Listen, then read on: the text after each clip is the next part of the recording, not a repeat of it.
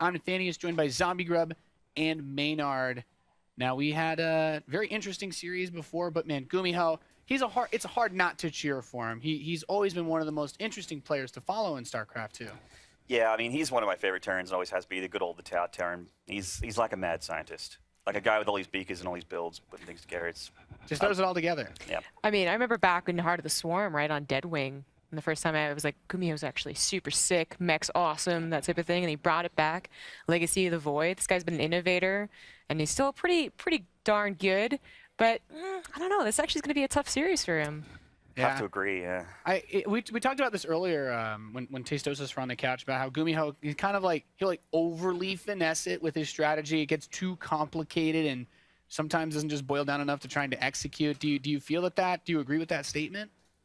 Yeah. Yeah, I mean, he mentioned in his WCS signature video that he feels like he doesn't have the mechanics versus like a lot of the other higher level Terrans. That's why he gets creative, as it were. So, I mean, if he says it, then I agree. Yes. Yeah, he's a fun player to steal builds from, though. Oh, yeah. I think he patented the first battlecruiser rush that we saw in Legacy of the Void. Oh, yeah, yeah. I mean, he tried it in his GSL finals, but it didn't really work out that well, did it? Yeah. It's a fun one to copy on ladder, though. But, yeah, he goes into a very interesting match against a very strong European Zerg, Serral. I think one of the interesting things, perhaps, to take into account for this series is that the Terran field in the foreign scene is not quite as strong, and I'm wondering how that affects this matchup going into things. I mean, a lot of the TVZs I've seen, or ZVTs rather, I've seen from Serral lately have been pretty solid. Like he's a very good, he is your regular like Ling, Bane, Hydra defensive Zerg that will get into Ultra Tier 3 and play the late game if he can get there. But if he can get there, if he can get there. It's a big if. I mean, he spent time in Korea, right? Yeah, true. The last like month, basically, and I think that's going to improve your versus Terran. That Is going to improve anything at all? That'll do it. We get a chance to look at the group as well. Of course, Innovation taking the first series in Group D, knocking down True. Although that one was a little too close for comfort, I'd say, for Innovation. So GuMiho will play against Serral. The loser will face True very soon to see who gets eliminated second out of today's matches. But yeah, it's a tough one. These European Zergs, I think this year, they've been very solid. There haven't been a lot of, one-trick type ponies. You could say that Snoot would usually try to force the late game, but I feel like everybody else is very comfortable in every stage of the game. Yeah. Yeah, I think that everyone here is here for a reason because they can play all stages of the game, but there are certainly strengths and weaknesses. I would say that for Serral, late game is definitely his strength. GuMiho, his unpredictability and his weirdness is his strength. But that said, though, all the TVZs I've seen lately from GuMiho have actually been pretty standard. Like, not been too crazy. He still does that battle mech thing, like with the. Of course, and I'm sure he'll throw it in here in a best of 3, but I was expecting more in a best of 5 from him. But yeah, he's been like a little more standard. It's also been a little less impressive. I think the height of his career GSL finals was he had worked on his mechanics. His macro and his micro kind of looked on par with Innovation that day. But it's kind of like, regressed back into what he was talking about, where I feel like, yeah, he's got awesome builds, but he's actually not as solid as I would say he was 4 or 5 months ago. But Serral's more solid. So it's kind of an interesting thing to think about as we look at this head-to-head. Serral is a player that we haven't really heard much in the way of nerves when it comes to him. He just kind of shows up and he plays his A game, and that's what makes him very scary. But GuMiho, perhaps a player where maybe confidence is a huge factor in this. We need to know, how is he feeling? Like it seems like, unlike Innovation, for GuMiho, it's how he's feeling is going to dictate everything about this. Is he feeling good enough that he can get things going? What does he do to get himself in that mindset? I think just trying to get the game into a comfort zone for him is going to be his way to get through here. Seeing GuMiho on screen right now, looking as badass as ever, by the way. This kid's come here to slay some nerds, and I think that he's going to start with Serral. I still favor Serral. I think that GuMiho is going to try and pull a fast one here. Like I doubt he'll be playing the standard builds he's been showing, but I'm very, very keen. This is actually, like Jeff mentioned, there was a marquee match in the last group. This is my marquee match. I'm very keen for this one. Yeah, it's always exciting to watch GuMiho play. To me, following his career, he oftentimes against the other Korean Terrans, he kind of ends up being like that sidekick type character, right? Where he's good, he does cool stuff every now and again, but he's not the hero of the story. He's not the person that you ever see lifting the trophy. The GSL victory was big for him, but a win here could set the tone for perhaps GuMiho, a new GuMiho coming to the top 16. Yeah, I think that it would. GuMiho, I feel like, does have a lot to prove here. You know, the GSL win was not a fluke, but this guy's been playing for like 7 years, and if someone like, I don't want to say deserve, because it's a really tough word to use, but man, it would be great. You know, GSL final victory was one step, but the BlizzCon victory would just be like, okay, new best Terran. 1-1 GSL win isn't enough for him, you know, this year. I think that's the real story, is that GuMiho has an opportunity to show whether or not, you know, he belongs up here, because this is not a stage that he's usually playing on. No, and same true for Serral as well. Like, they're both in a career best year at the moment, going for both these players, and I think that. You know, GuMiho has been on a little bit of a downward slope, I guess, since his GSL victory, whereas Serral's sort of been going on that upward slope, which is why this is really exciting. Right, exactly. Like, are they evenly matched now, or is it really like one person's been getting much better and the other person's getting much worse, or what is actually going to happen? It's just, it's so unique. I also love that these guys kind of like, they are the races that represent their country, right? Like GuMiho's Terran, and he's got to like prove himself amongst the top tier Terrans, and Serral's Zerg in Europe, got to prove himself amongst the other great European Zergs. That's really cool. Yeah, it's one of those things that is always interesting to consider who they've been playing against all year. If you're a European Zerg player, I mean, who's your nightmare opponent when you run into these tournaments? It's guys like Serral, it's guys like Neeb.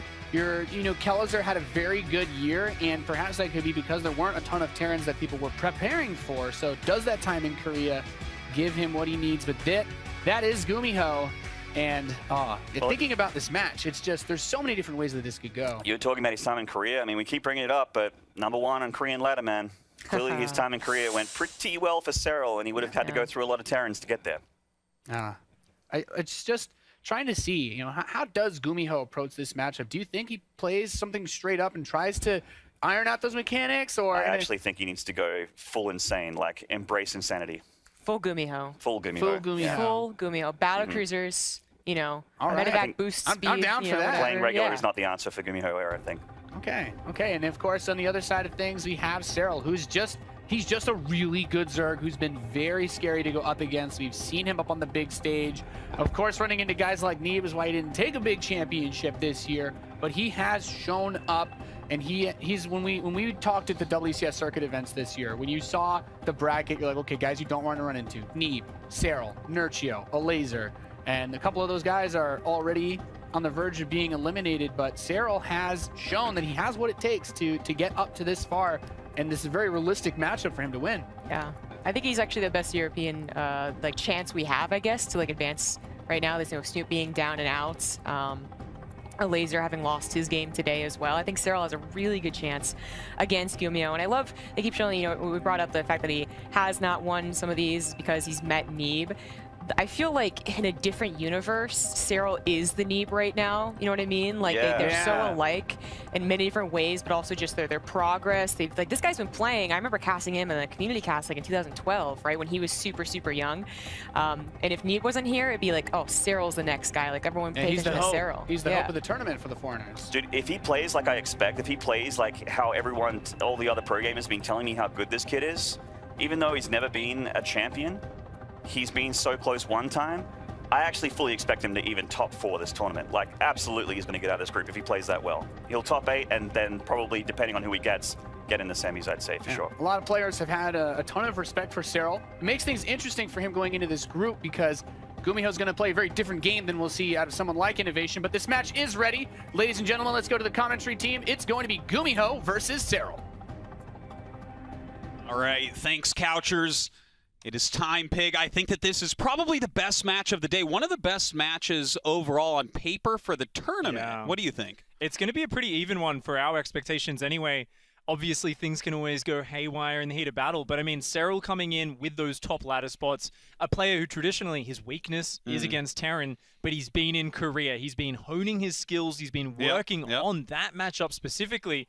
And now GuMiho, a player who did win a GSL this year, he's a little bit of an oddball, but he's definitely got his work cut out for him, and I really do have a big trouble actually picking a favorite. I think GuMiho has been hiding his builds the last few weeks. I don't think he's putting it out there. I don't think Serral knows what's going to be coming, whereas Serral, he's going to be kind of more of the defensive guy. Yeah, well, I definitely do agree with you on that one. Let's go ahead and introduce these players on our first map, Mech Depot.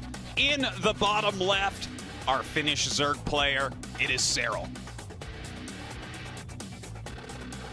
And in the top right, our Korean GSL champion, none other than GuMiho.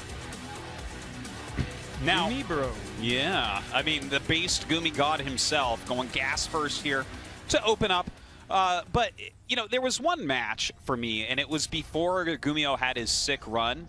What was it called? Like, Take's Penthouse Party? Oh, yeah. Where these two actually matched up, and GuMiho, for the first time that I had seen, and I think it was the first time he showed it publicly in an event, showed his, like, really new reformed style of mech, which involved Thor drops and Mass Vikings to stop the Swarm host play.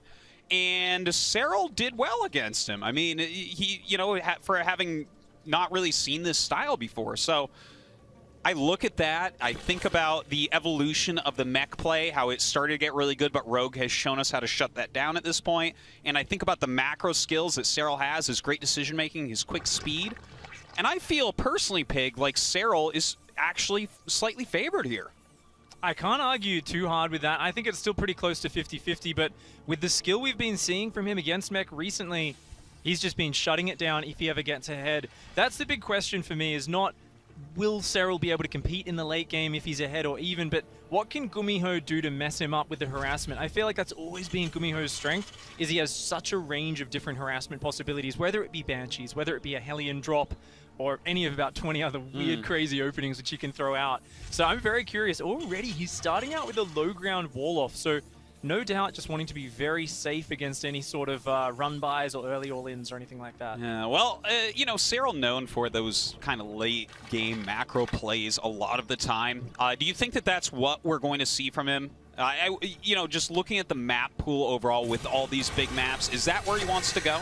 100%. You know, he, back at IEM Katowice, had some big matches, and pretty much every single time it was let's go to late game. He even ended up losing, pretty much trying to play late game Zerg versus Zerg against Dark, which didn't go too well for him.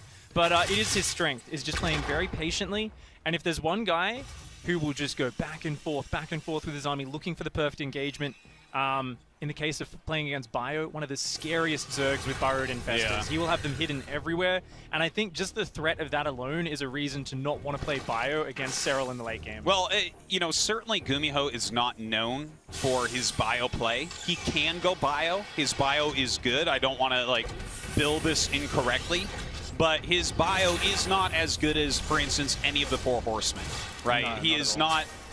That is not his style. This is a mech type of guy, and especially with these big maps, I would be completely surprised if GuMiho does not go mech on the larger maps in this pool. Well, it looks like it is probably going to be a Hellion Banshee or perhaps Hellion Raven to open things up for GuMiho. Meanwhile, Serral is going for that Overlord speed. He's got drones on the way. Just a couple Zerglings for defense, so quite typical setups for both players. And interestingly, GuMiho with a funny little wall there. Has those Hellions wedged in that. Probably will close it up later on. But for now, that's pretty good at stopping Ling Run buys. They'll just naturally funnel in there and get roasted. Well, right now, Serral doesn't have too many Zerglings at the moment. Of course, with that Overlord speed, should be able to scout pretty quickly. A little bit of scouting coming in from GuMiho. Sees that third base, but still both players just kind of passively playing this game. Yep, Serral's Queen going to poke on up here. Take a little bit of a bruising. Overlord is going to scout at home, and Viking is going to clean up that speed. Overlord sees something building out of the starport, but doesn't see anything upgrading on the tech lab, and it is actually going to be a Liberator. So I wonder if we might see an Armory go down behind this. Indeed, we do. Same build that Innovation was using just before against True. All right, but will this end up working out against Serral? He's such a different player than True, right? Like, True is just going to sit around making Zerglings, and, you know, maybe he's going to stop it, maybe he's not. But with Serral, he's such a defensive Zerg. He's such the opposite, right? That I have a hard time believing that you're going to be able to kill him with a Hellbat time. It's going to be interesting to see how much Transfuse energy Serral has saved up ready for this, and what his Queen count is. 4 Queens out already, more are on the way. The Baneling Nest isn't quite finished. If that Baneling Nest is ready, of course, and he can just make a ton of Banelings against this, that's the easiest way to make sure there's no surprises. At the moment, those Hellions are coming in. The Armory is finished. And he starts +1 while getting 2 more gases. I think it's safe to say he's chosen mech here. Indeed, the Liberator going to just siege up right on top of that main mineral line.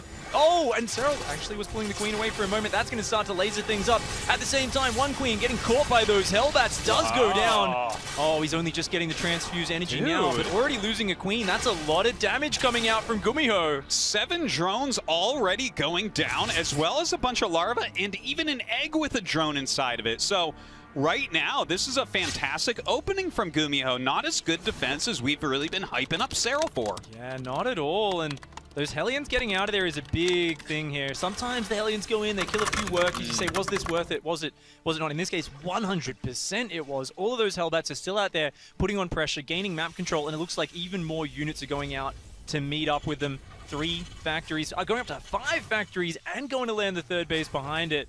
GuMiho full steam ahead on the economic front. Well, this is part of the beauty of keeping all those Hellions alive. He can land that 3rd base because he keeps on so much pressure. Now the Banelings coming in, some good splitting on these Hellbats, so having a hard time getting huge connections. Gets a few of them though, and is slowing them down. A lot of red Hellbats in here. Oh, the Zergling's clumping up. Not going to be able to deal with that. More Banelings coming in. Should be able to answer these Hellbats finally. Some very nice connections. Serral will be able to clean that up. But it really is Serral's job right now to get a move on with that economy. He's only tied in workers with GuMiho. And while GuMiho's getting up the upgrades in all of his infrastructure, Serral's upgrades are a blank slate right now. His tech is just Zergling Baneling. He's only got a couple of Queens. Serral has got to make sure he defends everything very smoothly over the next few minutes to keep even with GuMiho. Now, I like the fact that Serral is going ahead into Hydra Bane to open up here.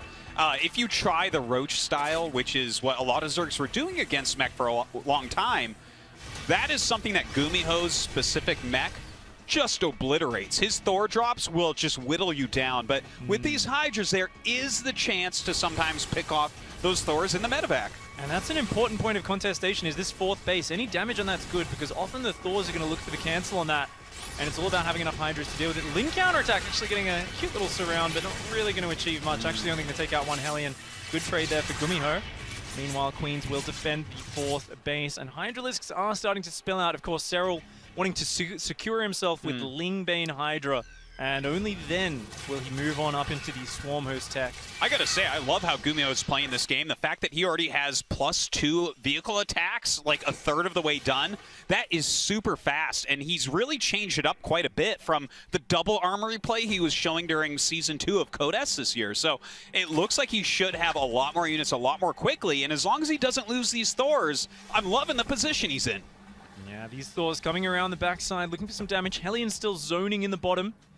Those Blue Flame upgrade is now on the way. Liberator's still being added in every now and then, so GuMiho not going to let up on the aggression at all. But seeing that number of Hydras, those Thors, I mean, damn, they do so much damage. That hatchery already down to about 1/3 life. Could come back for a snipe on that a bit later. And GuMiho is in complete control of this game. Serral hasn't been able to slow him down at all. No, not at all indeed. And keeping him back, GuMiho going to build his 4th command center on location right now. A lot of siege tanks have been built as well, continuing to pump out those Hellions. And just now, this infestation pit is going to be finishing up for Serral. Double Baneling drop may be the answer here for Serral to get some damage back on the board. That hatchery on the 4th getting very low. Serral, you're going to need to leave some units there if you don't want to lose that. But, oh, the Raven's still being annoying here. That Raven's racking up the kills. Serral struggling to move past this Hydraling Bane stage. And this is not the composition you want in the long term. Normally what evens this composition out and makes it efficient is those Swarm Hosts. And Baneling drop's going to be coming in. Yeah, I believe he has 2 Overlords set up for this right now. Yeah, there it is. The 2nd Overlord up here going towards that 3rd base. A turret in position. Serral turns it around. Oh my gosh. Perfect defense from GuMiho. He is on fire right now. Yeah, that Viking plus the missile turret on the bottom side, sniping it down very quickly. This Baneling going to try and find a different angle. Ooh, nice movement. Not quite able to find those workers. There's not much mobile anti-air, but these SCVs going to keep trying to evade it. Oh, I love this little tiny micro game that we're seeing right here. Trying to get those Banelings out. One hits the Hellions, but both those drops being shut down completely by GuMiho. And there's no Swarm Hosts out just yet here for Serral. It's pure Hydraling Bane. This is a composition which, while it can deal with mech if you've got Vipers out, and that does seem to be what he's heading for with the Hive, it's going to be really tough. He keeps losing drones. The 5th base gets sniped by the Thors. GuMiho He's still got the Raven in the back. He's got the Liberator on the north side, keeps switching locations, and the double Thor drop in the middle. Serral's creep is getting pushed way back into his side of the map. GuMiho just picking away at him and getting so close to maxed out. He's pretty much there. He's already started his armor upgrades. He's going up to 8 factories. Yeah. Looks like no Sky Toss this game. Just mass tanks and Thors. Well, I mean, his army is getting so magnificently large that I love this. Just adding those on, getting a couple more command centers, and now he can start his push with Swarm Hosts just having gotten out. These Swarm Hosts are not going to pay for themselves for a really long time. Not at all, and man, these Hellbats do well versus Zerglings on their own. Baneling's being forced in there. More Hellions pushing in on the top side, and oh my lord, these siege tanks are already pushing right on top of that 4th base. Hellbats there in the natural do get pushed back, and GuMiho, oh, he's going to play it safe. Doesn't want to siege up on that 4th just yet. I thought he'd take advantage to get the snipe on the base, but looks like he wants to be very careful with this army. It took him a long time to build up. Well, even with his, like, 8 factories that he has right now, if he ends up losing all these siege tanks, he's going to be in a terrible spot. But he's continuing to push forward, albeit slowly. Vipers are out. There's a lot of Swarm Hosts here as well, but GuMiho's very good against this type of Zerg. Serral is on the back foot. He needs to defend this attack cleanly, or at least not take a bad engagement.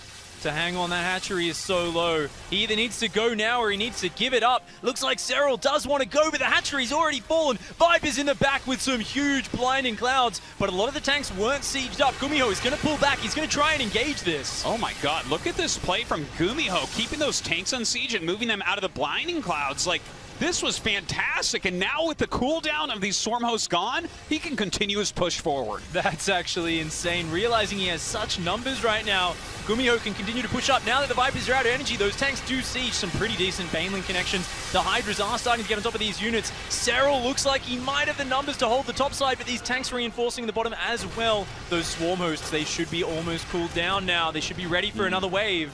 Well, a huge amount of Hellions being produced at the same time here from GuMiho. He's dealt some damage. He killed a base, but Serral does have his 5th still up and running, remaking this 4th. Looks like he's going to take a 6th. That is a lot of different numbers. Oh yeah, Serral trying to take a lot of bases here. Another base on the bottom. He's got a Ling counterattack trying to move in. It's all about optimizing these Locust waves right now. You can't afford to waste them when you're pushed into a corner like Serral is right now. He's got to make each Locust wave count. He wants GuMiho to push in super deep. The moment he overextends, that's when Serral will spring those Locusts on him. But the thing is, GuMiho's not really overextending. He's not even sieging up very often. He's being super careful with this. He's had complete control of this game from moment 1, from attack number 1. Oh, and the Hellions here going to clean up the Zerglings on the north. At the same time, he's in range of another very weak hatchery. Serral looks like he can't save it. Loses all his Lings on the north and loses the hatchery in the middle at the same time. GuMiho only gives up a couple tanks for this. The Vipers come with some revenge. They want to kill a few more of these units. The hot pickup on the siege tank as well. And he's hitting 2 more bases at the same time. Oh my gosh. GuMiho is just like putting on a clinic. This is the greatest mech player on Earth, in case anyone was wondering, and he has been for a very long time.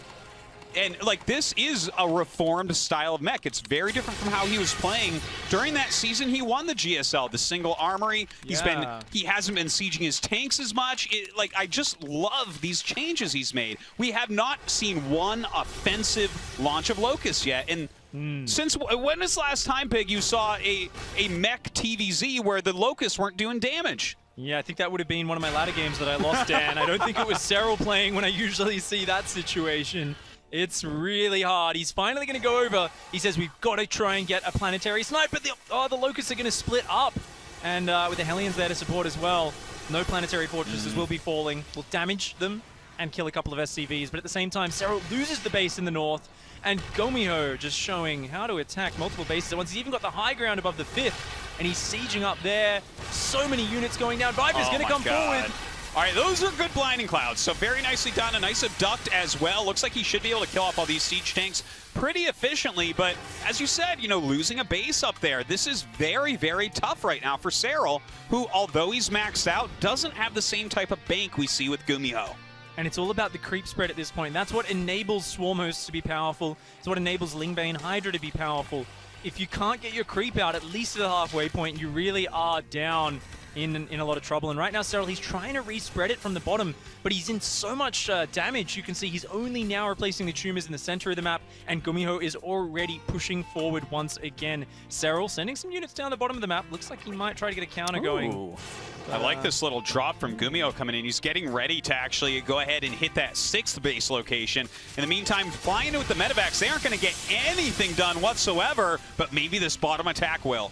Ooh, lots of drones exposed on that base. They're all going to get roasted. 16 workers, which Serral can't really afford to be losing right now. He's going to throw the Locust. He says, I need to take this fight. Let's go for it. A ton of Thors in the open. Are the Vipers going to use Abducts or Blinding Cloud? Let's wait and see. It looks like it will be Abducts into the Hydras and Locusts. A lot of those Thors are going to go down, but they've taken down a few Vipers with them. Overall, a very good hold from Serral with these Hydras flanking from the backside. Yeah, it is super impressive what we see there, and some SCVs dying in the meantime. So Serral's starting to pull something together, and in fact now has pulled past GuMiho in supply, who actually cannot remax right now. This is an important bit of breathing room for Serral. He needs to respread the creep. He needs to get his drone count back up, most importantly, because this game is not going to end anytime soon. No. And there are only 55 workers there for a moment. His income was really sitting low. He's got to have a higher amount of workers than GuMiho until he gets a big bank going. Of course, GuMiho having those mules working for him. Starting to add on Neo Steel Frame. He already got high-sec auto-tracking, so that is building armor. And the upgrades to the planetary fortresses and turrets. But here we go. Another engagement in the center of the map. There's no Banelings to deal with the Hellbats. And the Blinding Clouds are good, though. The Hydra's just shifting out that damage. Thor's being pulled on in. Great abducts right there. Those Locusts getting a lot of value. And look at this. Serral pulling back as the Locust died. Beautifully executed. And this has been like... I'm amazed because GuMiho was playing out of his mind earlier on, but Serral has kept his cool in a way that I have never seen a Zerg combat GuMiho. Patient defense, even in the midst of chaos here from Serral. Grabs a few Thors with the Vipers that do have energy. These Vikings come forward. They do manage to take out one Viper, but the Hydra's saying, that's enough. We can actually jump on top of you. You are on creep. You come too deep into my territory. And Serral is going to crush that push, knocking GuMiho's supply way down. I think the Zerg player may have weathered the storm. So I'm looking at this game, Pig, and I can't imagine GuMiho having a better start than he did without straight killing a Zerg player. But here we are, and Serral has now a dominating advantage. Like, it's not as if the game is about to end right this second. GuMiho has a bunch of bases. He's remaking his army. But Serral has fought back, become more cost-efficient throughout this game, and has a sick army. You know, Serral's defense was very good. This is a hard map to make the aggression work. GuMiho was doing it pretty much about as well as I've ever seen a Terran player actually do it before, but in the end, Serral just kept on taking new bases, kept defending, kept hanging on, and here he has managed to hold on, throwing some Locusts. All of these planetaries actually on the south side of the map are all in the orange or deep yellow, and they could be very easily sniped by Locusts coming in a little bit later in the game. So GuMiho now is at that awkward moment where a Terran has to try to defend both sides of the map. Zerg suddenly is the one with a bit more map control, and as that creep spreads out, Serral just feels more and more comfortable. Yeah, you know, the map rather has become a big, dark, scary place for GuMiho. He was keeping control, knowing where Serral's army was because he was kind of attacking into it. But now, look at this. He doesn't have units here. And with this Hydra Bang coming in to 3 command centers, a lot of damage is going to be dealt. That's such an investment up there. He needs those orbitals to drop mules. Locust coming in at the same time here on this base. Nice mass repair combined with the Hellbat drops to defend that planetary fortress. But GuMiho loses one of the orbitals up here. There is going to be a push on the south side from GuMiho, but if he commits to this, I think this army is going to be sitting dead in the water. The Swarm Host might be off cooldown, but there is a ton of Hydras, Zerglings, Banelings, and Vipers here. Oh, these Vipers are going to make such a big difference. Actually abducting some Vikings in and pulling away. Never mind. Gonna back up for the time being, and as those Locusts come back online, he can hold on, but does sacrifice that base, and smartly so. And that's one of the strongest things you can do as a Zerg player to abuse this map specifically, is because there's so many separate lanes and it's kind of hard to rotate between them. Oh, hold that thought. It's a barbecue. Oh my So many workers just went down here. That's actually huge damage for Gumi. That is a gigantic amount of drones going out. Oh, one more shot there would have been crazy. 38 drones dying in a matter of seconds to those Blue Flame Hellions. Ooh. But, you know, here's the thing. I always think of, like, the Swarm Hosts as, like, mobile economy. They just gain so much value over time And like every time they refresh, if you can launch those locusts quickly, get some extra damage done, it's okay to lose a few extra drones here and there. I think the scary part is because of the Hellbat count climbing, if Gumi can just crush one Locust wave, Serral's in big trouble. It all comes down to this fight. The Hellbats, though, everything. If Terran gets blinding clouded, the Locust and Hydra's coming forward. He's trying to siege up behind that, but another mass blinding cloud all over that army. That blinding cloud is so crazy. The siege tank's not firing. Serral will have to end up backing up as the blinding cloud goes away and as the Locusts all fall. But GuMiho now can resume this attack. Oh, man. I thought that would have been a great push from GuMiho right when Serral was so low on Banelings, had almost no minerals in the bank. He was just spending all of his money replacing his workers. But the Blinding Cloud Locust Hydra usage was just way too good. And once again, Serral, he's going to have to give up a base. That is a bit of damage from Gumi, continuing this aggressive mech style, but here comes another wave of the Locusts, Dan. Viper's not having a lot of energy, but the Hydras and Locusts coming in massive numbers. Well, as those Locusts land, they are tanking a lot, dealing a lot of damage as well. Serral having to back up here once again. Still trying to produce, but GuMiho's aggression has been fantastic in the last couple minutes. All of this aggression, the early damage as well, has piled up into the lack of creep spread right now. Serral still not having great opportunities to trap this army on the map or to chase it down. Anytime his Locusts clump up when they land, they just evaporate to the siege tank and Hellbat shots. And he can't really afford that. The supply has climbed back ahead here for GuMiho. There's only 14 Swarmos, 18 Hydras out, as well as those 4 Vipers. He needs more Banelings. He needs more time. Serral is going to go in for the engagement. A nice Blinding Cloud and a couple of the tanks, but the spread is good. The Hellbat standing strong in the front line. And I think GuMiho has the numbers. He holds onto this position, and he's in range of the hatchery. Oh, man. Both these bases might end up going down very quickly. Those Vipers trying to get the energy they need for some more spells. But with a huge amount of his supply actually tied up in these Swarmos, he has to wait for that cooldown to hold this. Serral up against the wall right now, loses one hatchery. The other hatchery is exposed. He's trying to pick away these siege tanks, but he's only got one hatchery rebuilding in the south of the map. Every drone falls. Serral's economy just in shambles at this point. What a crazy back and forth game. First GuMiho winning, then Serral fighting back strongly, getting into a good position. And here is GuMiho once again barbecuing the drones, killing base after base, and somehow holding on against the best Viper play we've seen in a long time. Yeah, the Viper usage has been so efficient. But even though there was that one engagement where GuMiho fell down in supply, he kept harassing, kept counterattacking, found the drone barbecue at the crucial moment, and he's just barely been able to overwhelm. You know, this is a somewhat sensitive composition. These Locusts, you see them land on the Hellbats. Even though there's Blinding Cloud, all of the Locusts pretty much evaporate instantly. You need the speed Banelings to roll in, and that is why Zerg needs to maintain a big economy. GuMiho didn't really fight this front on. He just killed the economy over and over, and actually manages to close out that game number 1. Yeah, what a game right there. What do you think was the moment when after Serral took the lead, GuMiho took it right back? Was it that huge drone barbecue? I think so. I do think that was really crucial, because I think there's this thing which often you don't notice. It's the Ling Bane, kind of they run in front of the army, they tank a lot of siege tank shots, and most importantly, clear up the Hellbats. I think as soon as you take that out of the equation, Locust Hydra on its own, I mean, Serral actually took a few amazing fights with it, but then 1 or 2 of the fights weren't quite as perfect. His whole army evaporated, only killing a few tanks, and it was like, ooh, I think you're missing a piece of the puzzle. You need the Baneling count in there. Well, when you're having to re-drone that many times, how many drones did we even lose that game? I think it was well over 100 for Serral. Sure. So GuMiho just playing a magnificent game, but let's not forget, he got off to an awesome, awesome start against Serral, something I don't think we'll see in every game in this series. I don't think so. You know, it was Mech Depot. It's a very sort of defensive macro-style map, but GuMiho used the fact that those bases are spread out along the edge of the map. The way that Liberator came in around the top side, the Raven in the back dropping down auto turrets, Hellions, of course, poking around, and then the Thor drop, denying a lot of creep tumors. Serral not able to get really any forward position on that map, and I wonder if he is just going to continue to play the same style. If I read Serral as a player, I say he's just going to go into the next map and say, you know what, I'm going to do the same thing, but I'm just going to take less damage to all of your moves. Oh, absolutely.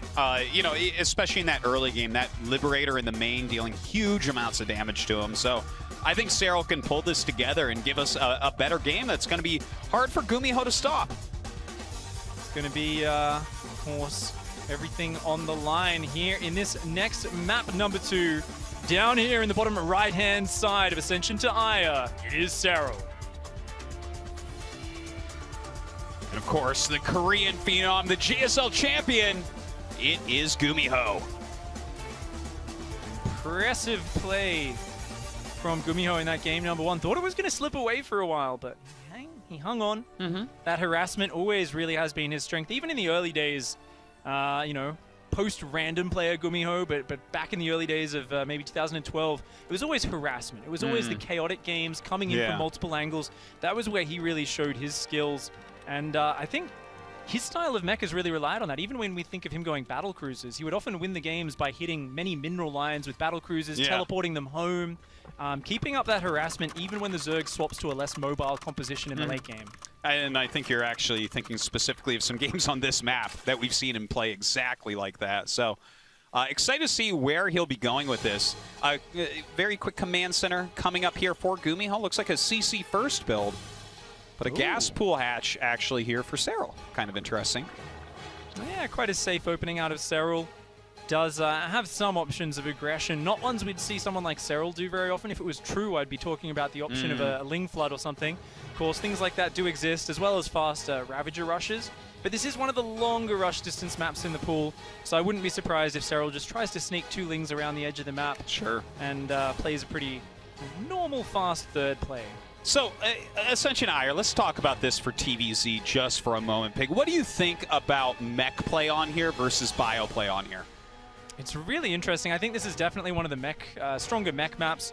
That high ground in the middle, a very nice area if you can control these watchtowers. You get real kind of area where it's very awkward for the Zerg. You push back creep in many directions, and then your harassment opens up. Whether it be Speed Banshees, something we've seen a lot of on this map, Hellion run-bys.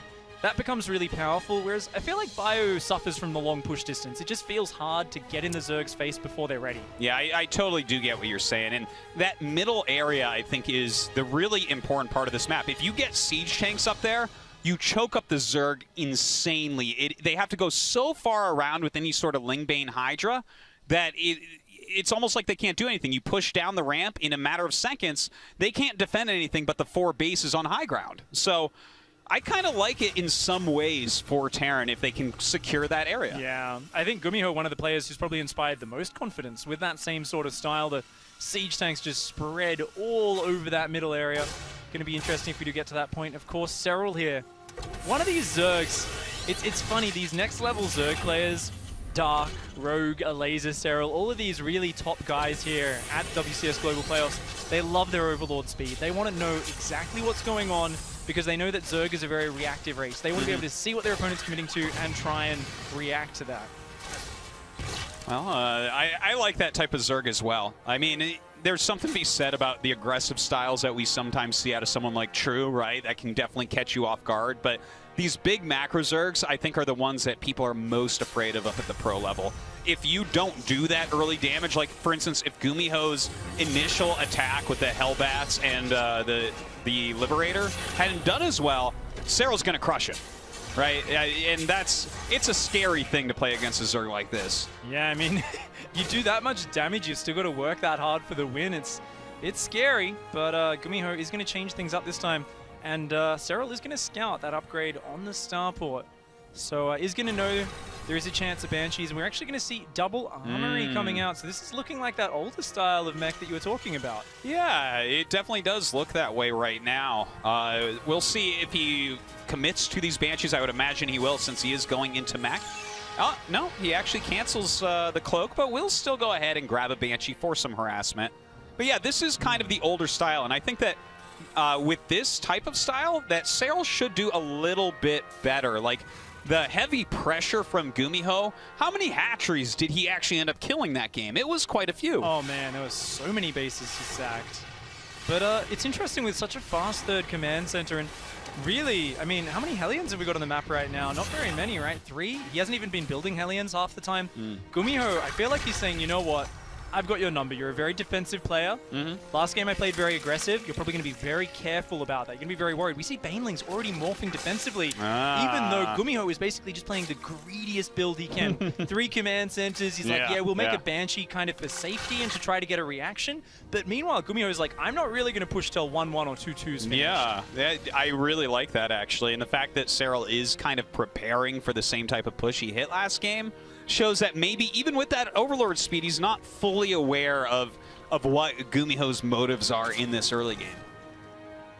He's going to be getting some nice creep spread, of course. That's always the big advantage of a Zerg player who is left alone. They get to spread creep everywhere. And Serral, of course, always being one of these economic Zergs that toes the line agreed. Even, you know, he's just feeling comfortable pushing up in that. He did see the 3rd command center earlier, of course. His Overseer continuing to scout and see what the follow-up is. And looks like Hydra, Ling, Bane going to be the answer once again. And last game, Serral went for the Swarm Host quite late. I wonder if he's going to do that same sort of build-up. You know, go for the Vipers and then add the Swarm Hosts. You know, I think he might get the Swarm Host a little bit earlier this game just because the heavy pressure isn't going to be there. He lost something like 7 drones in the early game, and I think that kind of made him alter his play. Here, he's super ready. I'm not foreseeing him losing more than a couple drones, so he's going to have that little bit of extra economy to do with what he wants. Hellions going to be poking in down here. Serral well prepared with Queens, Zerglings, and Banelings. And already with Hydra production on the way as the double Thor drop is kind of going to be popping soon. So by the time that gets across the map, there's going to be more than enough Hydras to deal with that. And I feel like, you know, GuMiho, his supply's great, his production's great. I can't help but feel that Serral's kept up with him, though. Oh, absolutely. Without taking this damage. That's the important part. You know, early game in a TVZ, unless it's a super aggressive Zerg like True, you're just going to be looking how many drones are dying, right? Yeah. Is he losing a bunch of queens? Is he having to run his drones all over the map, losing mining time? And none of that has been the case here for Serral. So he's getting into the part of the game where he's most comfortable. Oh, and a fast 4th command center here for GuMiho. Preparing to play the late game. I feel like this is really GuMiho embracing this map. And I would not be surprised to see an air transition a bit later on in this map. Baneling drops are going to be starting up for Serral. Overseer. This is what I love about Serral's play. He just keeps checking what's going on. You never surprise this kid with a sneaky transition. He will always see it.